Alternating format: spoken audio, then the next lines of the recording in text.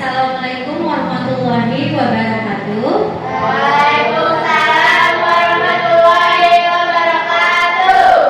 Sebelumnya saya ucapkan terima kasih kepada ibu guru dan anak-anak yang hadir pada pertemuan kali ini.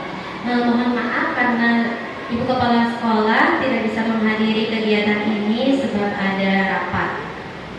Baik, untuk mempercepat waktu kegiatan, sebelumnya hari ini kita akan membahas mengenai pemetaan aset di sekolah SDN Nagrag 06 yang tujuannya untuk mengidentifikasi dan mengelola berbagai sumber daya yang dimiliki oleh sekolah kita.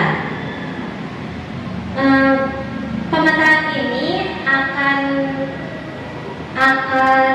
sangat penting sebagai pengolahan awal untuk memastikan bahwa setiap aset baik berupa fasilitas, sarana, pendidik maupun tenaga kependidikan dapat dimanfaatkan secara optimal di SDN Nagrag 06 dan dapat mendukung proses pembelajaran dan meningkatkan kualitas pendidikan di sekolah kita. Makanya pada hari ini saya mengajak ibu guru dan anak-anak semua untuk ikut memetakan kegiatan ini secara bersama-sama agar pemetaan yang dilakukan dapat bermanfaat untuk semua warga sekolah. Baik, untuk memulai kegiatan ini kita ucapkan Bismillahirrahmanirrahim. Kita buka kegiatan hari ini. Saya langsung pada pembahasan saja ya. Kita akan mengidentifikasi sumber daya sebagai aset atau kekuatan yang dimiliki oleh sekolah kita SDN Nagrag 06.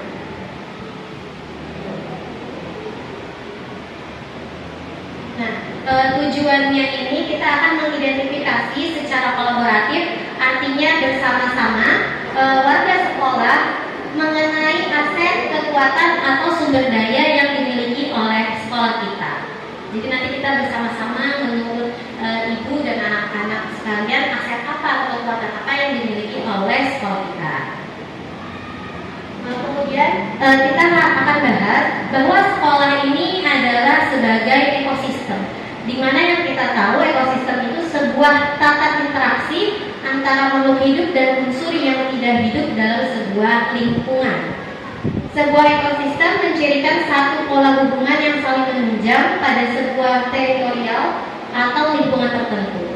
Nah, ini bisa kita bahas bahwa sekolah itu adalah bentuk interaksi antara faktor biotik itu unsur yang tidak hidup, dan biotik itu unsur yang hidup dan abiotik itu unsur yang tidak hidup. Jadi kedua unsur ini akan saling berinteraksi satu sama lain sehingga menciptakan hubungan yang selaras dan harmonis.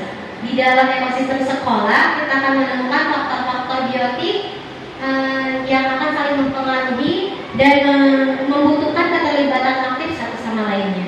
Maka di sekolah kita ada interaksi antara baik dengan warga sekolah lain atau dengan fasilitas-fasilitas yang ada di sekolah kita, itu termasuk ke dalam ekosistem sekolah.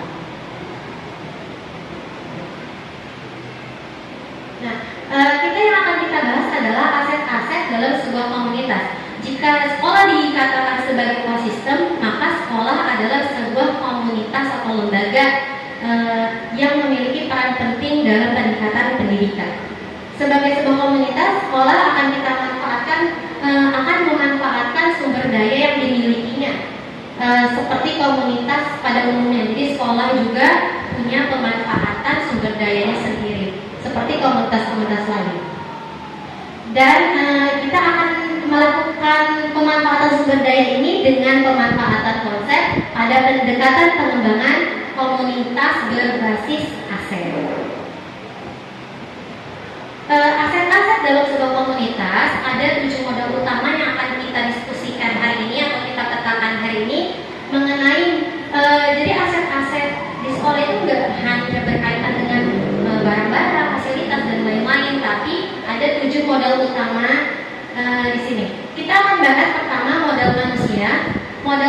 sosial, modal fisik, modal lingkungan alam, modal finansial, modal politik, serta modal agama dan budaya. Kita akan diskusikan langsung di slide selanjutnya ya. Nah, nanti ibu guru dan anak-anak bisa menyebutkan kira-kira aset apa yang digunakan oleh sekolah kita. Nah, selanjutnya kita akan mulai membahas satu persatu aset. 7 aset utama ini. Yang pertama kita akan bahas dulu mengenai model manusia. Pendekatan ini akan mengelompokkan model manusia. Nah, pendekatan ini akan mengelompokkan aset atau modal dengan melihat kecakapan seseorang berhubungan dengan kemasyarakatan. Nah, kira-kira kalau di sekolah model manusia atau yang merupakan kelompok yang saling berhubungan itu ada siapa aja? Ada guru, tadi kita akan catat ya Bu. Ya. Ada. Boleh? Kepala sekolah dulu, guru dulu nggak masalah. Berarti ada kepala sekolah ya. Modal manusia ya pasti di sekolah itu harus ada kepala sekolah. Selain itu pasti ada murid. Kita diskusikan ada apa aja yang kita manfaatkan. Ya, kepala sekolah.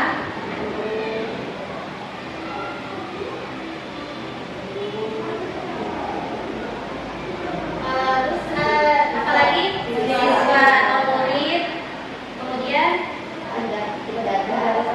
ya penjaga sekolah. Berarti termasuk staf sekolah ya. Masuk staf sekolah.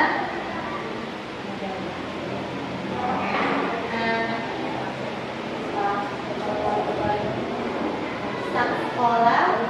Komite sekolah. Komite dan orang tua kita tulis berbeda tadi ya. Wali murid. Ya, wali murid ya. Komite sekolah.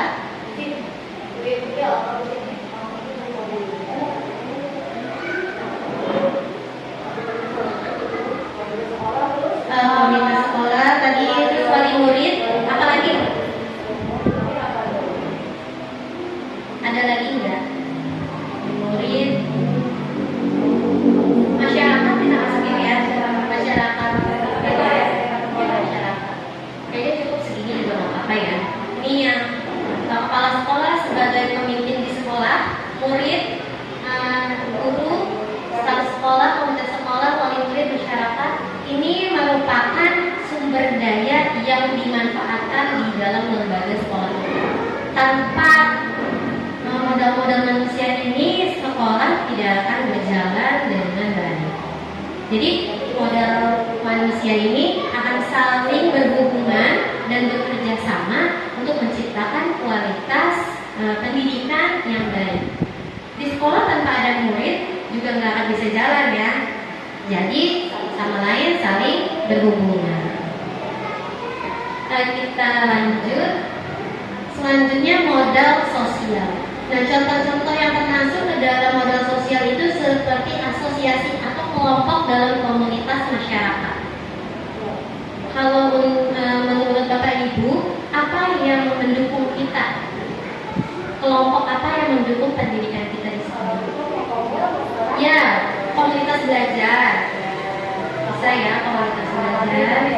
Ya, berarti kelompok kerja guru, komunitas belajar, terus ya kelompok kerja siswa ya, dan komite sekolah juga bisa masuk ya, termasuk ke dalam modal sosial.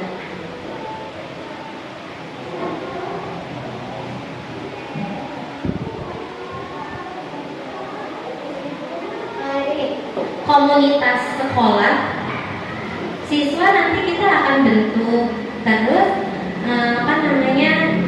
komunitas siswa untuk pengembangan kreatif ya di program terbaru sekolah.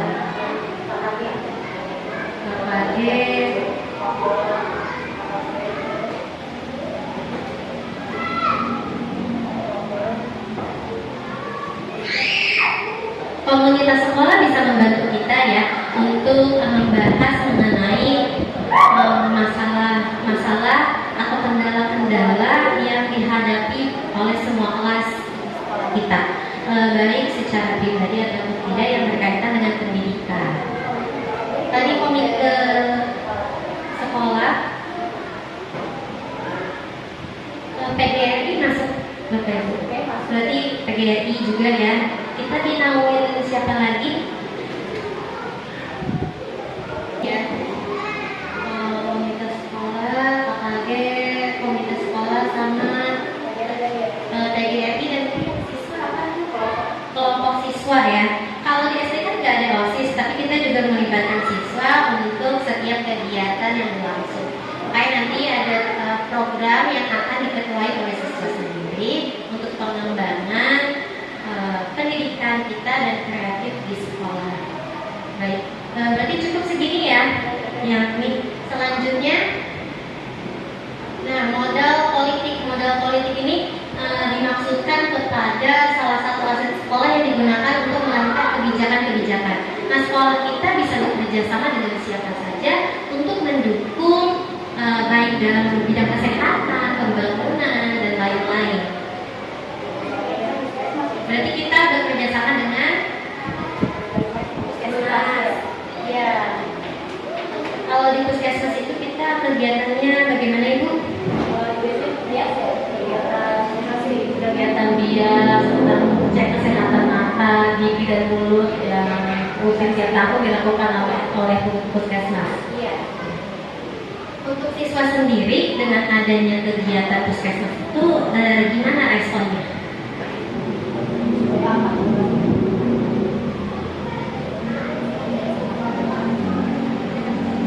Supaya menjaga kesehatan, memang udah dilakukan apa saja selama ada puskesmas? Pemberian obat cacing, imunisasi ya. Berarti siswa juga merasakan dari modal politik tadi ya, di puskesmas melakukan screening kesehatan kepada siswa dan juga pemberian obat cacing yang berlangsung secara berkelanjutan. Selain puskesmas ada lagi?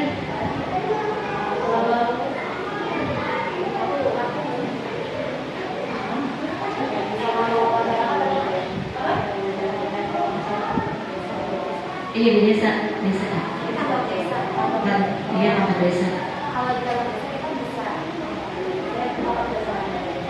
Biasanya kan ngajuin bangunan kan kayak apa tuh?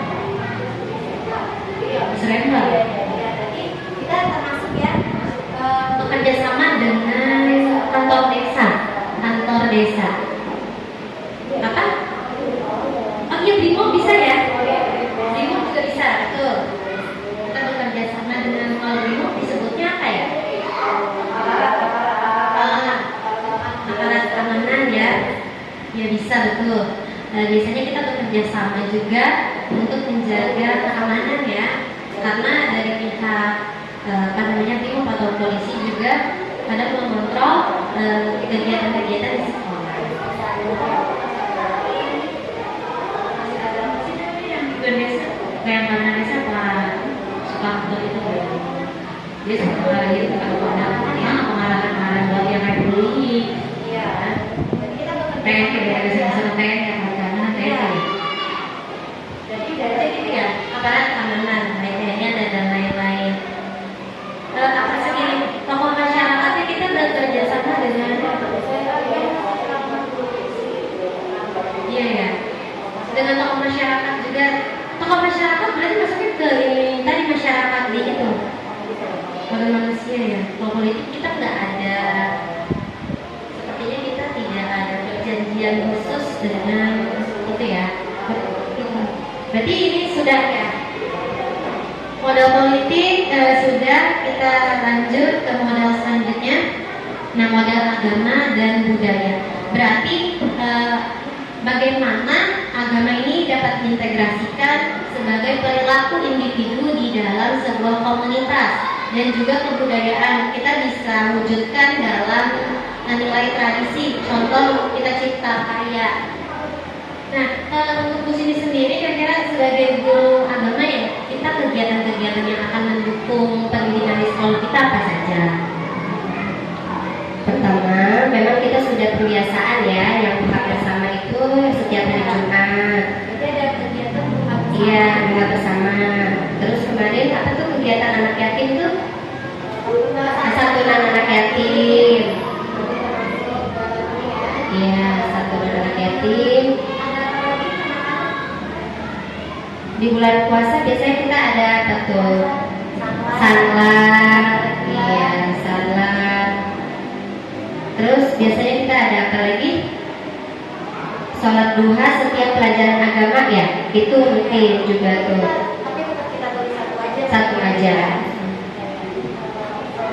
Iya, Maulid Nabi. Kegiatan maulid bersama. Kegiatan bersama.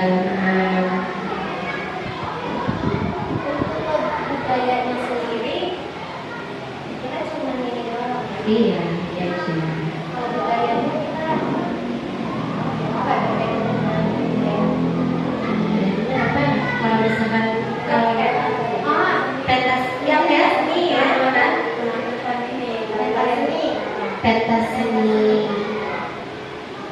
Kalau di sekolah kita nggak ada apa namanya eskul, pencaksilat dan lain-lain, mungkin yang pentas seni aja ya. Dan ini ya paduan suara. Aduh, Paduan suara. ya terima kasih. Berarti udah ada kegiatan duha bersama yang dilakukan santunan anak yatim, terus juga salat, kegiatan hari besar keagamaan, pentas seni dan paduan suara. Untuk anak-anak masih ada tambahan? Ada lagi nggak kira-kira yang belum disebut? Yang berkaitan dengan budaya hari batik. Nah, masuknya ke ini berarti ya kegiatan yang dilakukan aja. Itu udah sesuai itu aja ya. Oke, terima kasih. Kita lanjut aja. Nah, modal fisik. Nah, modal fisik ini dibagi ke dalam dua bagian, ada bangunan dan ada prasarana. Nah, bangunan di sekolah kita yang dimanfaatkan apa saja? Lapangan, Lapangan. lapangan kita pakai lapangan ya. Kemudian Musola. musola. Terus anak-anak pakai topi gantian, lapangan. Ada Kelas. kelas, ruang kelas.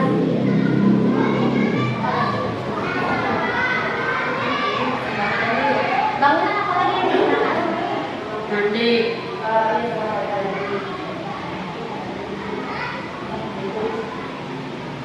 Kamar mandi, ada ruang-ruang lain deh yang kita.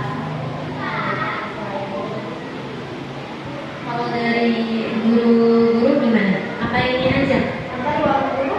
Oh, ruang guru ya, ruang guru. Kantin, ada kantin di belakang ya. Tempat jualan, berarti masuk ya. Kantin. Sudah ya? Ada yang lewat nggak Bapak Ibu?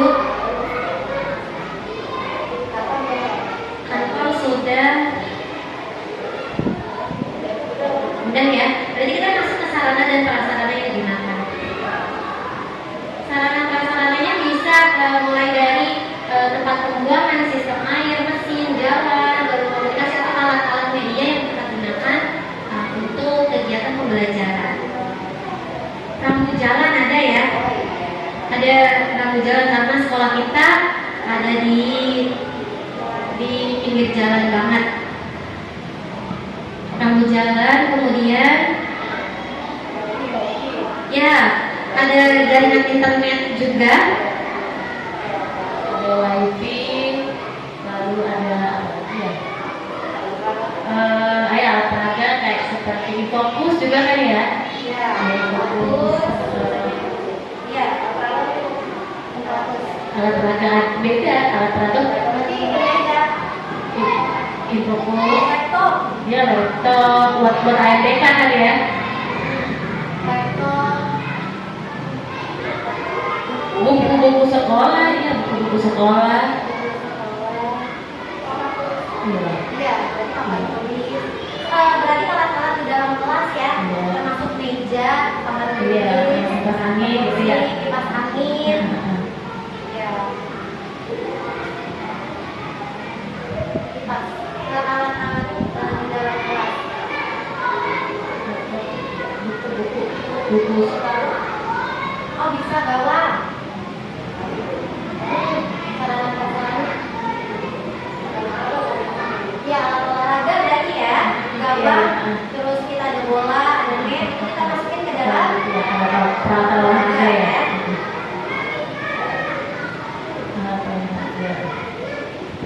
Itu yang keempat itu tadi laptop di bawah ya, laptop. Udah tadi ya. dimasukin di kotak aja dulu di rumah nggak apa-apa. Itu kipas angin yang empat.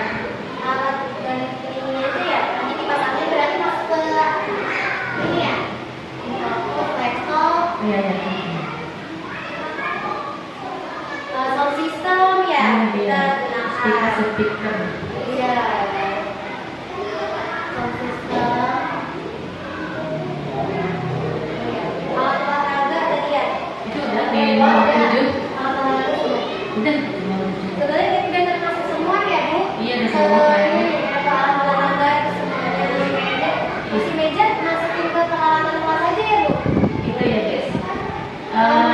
Buku yang ada diganti ya. Perlengkapan kelas ya. Iya. Peralatan kelas. Ada lagi nggak mungkin anak-anak menggunakan apa di sekolah sarana-sarana yang dipakai?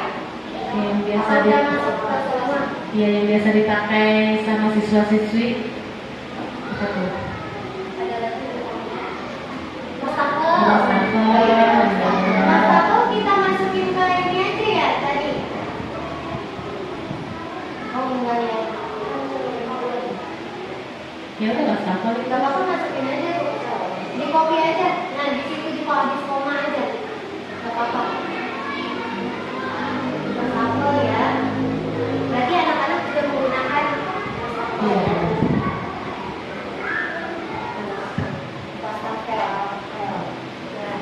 Nah, baik. Nah, berarti nanti beberapa akan masuk ke dalam satu bentuk ya, kayak alat olahraga itu kan nggak usah kita sebutkan satu persatu. Karena kan ada alat kebersihan juga dan lain-lain. Mungkin kita bisa langsung ke yang kelima.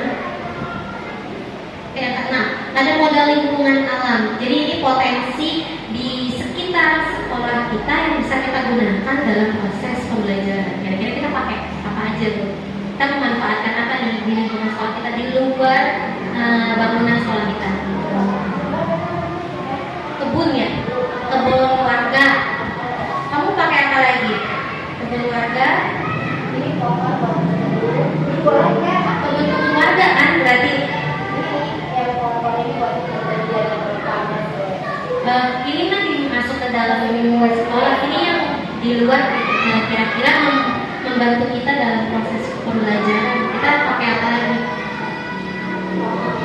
Kebunnya kita suka pakai lapangan bola. Iya, lapangan warga. Ada lagi nggak Bu? Ada empang atau apa di sini yang pernah dipakai sama Bapak Ibu untuk proses pembelajaran atau anak-anak? Pernah belajar di mana aja di luar gitu. Kebun. Ini berarti udah masuk sini ya, kebun warga ya.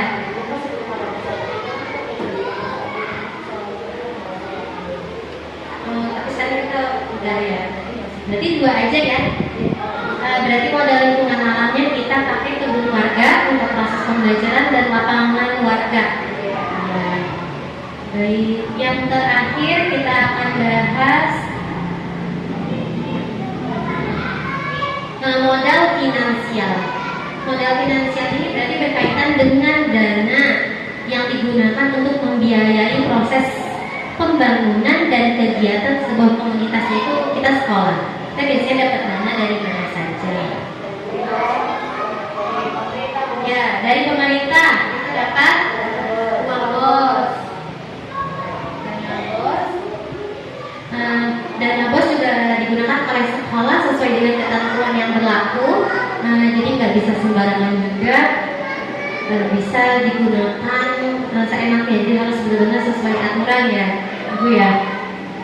Selain dana bos, berarti kalau di sekolah kita kan sudah tidak ada nggak ada apa, nggak ada uang kas dan lain-lain, jadi kita menggunakan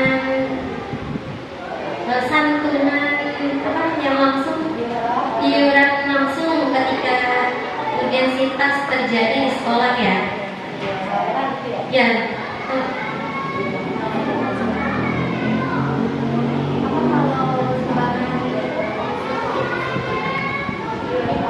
Oh iya, iuran sukarela.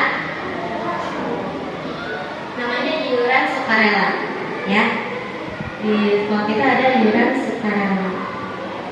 Iuran sukarela ini dikeluarkan semua orang tua, guru, dan murid juga. Jadi semuanya iuran sukarela ini seluruh warga sekolah mengeluarkannya ketika memang dibutuhkan.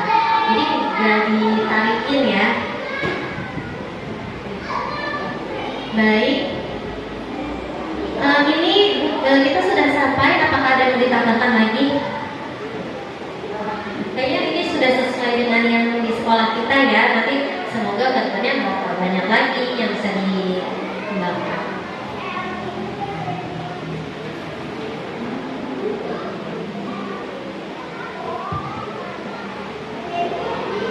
Nah, baik, ibu guru dan anak-anak, kita sudah pada akhir kegiatan. Apakah ada yang mau memberikan refleksi dari kegiatan kita?